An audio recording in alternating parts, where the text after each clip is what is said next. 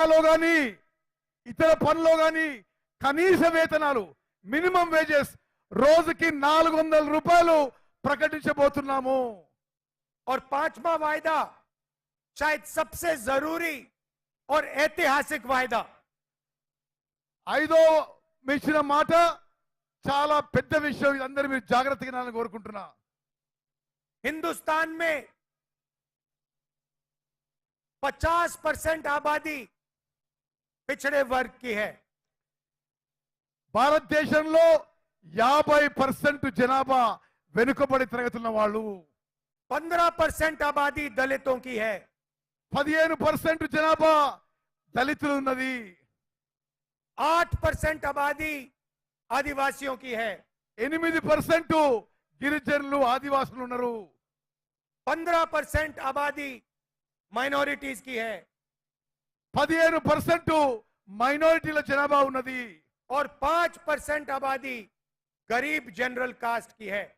5% జనాభా మరి నిరుపేదలు జనరల్ కేటగిరీ వాళ్ళు ఉన్నారని చెప్పి నేను మనం చేస్తున్నాను। अगर आप इन सबको मिला दें तो 90% आबादी इन लोगों की बनती है। ఇవన్నీ మీరు కలిపితే 90% జనాభా ఇప్పుడు నేను చెప్పిన కేటగిరీస్ లో వస్తారు। मगर आप अगर हिंदुस्तान के संस्थाओं को देखो, इंस्टीट्यूशंस को देखो, बड़ी बड़ी कंपनियों को देखो, तो इनमें से आपको कोई भी उन कंपनियों में, उन इंस्टीट्यूशंस में, उन संस्थाओं में नहीं दिखाई देता। ఈ 90% జనాభా నుంచి ఇప్పుడు వ్యవస్థలో ఇన్స్టిట్యూషన్స్ లో ఎవరు మీకు అవుపడరు। मीडिया की सबसे बड़ी कंपनी की लिस्ट निकालिए, उनके मालिकों में आपको एक पिछड़ा वर्ग का व्यक्ति, एक दलित, एक आदिवासी नहीं मिलेगा। మీడియా కంపెనీలను చూస్తే మీడియా కంపెనీ ఓనర్లు ఎవరు కూడా బీసీలు గాని ఎస్సీలు గాని ఎస్టీలు గాని మీకు అవుపడరు। हिंदुस्तान की सबसे बड़ी 200 कंपनियों के मालिकों की लिस्ट निकालिए, భారతదేశంలో మీరు పెద్ద కంపెనీల లిస్ట్ చూస్తే ఈ ఎరుకబడిన వర్గాలు ఎవరు అవుపడరు। उसमें आपको एक पिछड़ा वर्ग का व्यक्ति नहीं मिलेगा। భారతదేశంలో ఉన్న పెద్ద కంపెనీల్లో బీసీ ఎస్సీ ఎస్టీ ఓనర్స్ ఎవరు మీకు అవుపడరు। एक दलित नहीं मिलेगा, एक गरीब जनरल कास्ट का नहीं मिलेगा, एक माइनॉरिटी नहीं मिलेगा, एक आदिवासी नहीं मिलेगा। ఒక్క దళితుడు గాని, ఒక్క ఆదివాసీ గాని, ఒక్క మైనారిటీ గాని ఎవరు కూడా ఈ ధనవంతుల లిస్ట్ లో మీకు దొరకరు। हिंदुस्तान की सरकार को 90 लोग चलाते हैं, आईएएस अफसर चलाते हैं। భారతదేశం యొక్క ప్రభుత్వం 90 మంది ఐఏఎస్ అధికారులు నడుపుతారు। 50% पिछड़ों की आबादी है, 50% ఎరుకబడి వారు ఉన్నారు।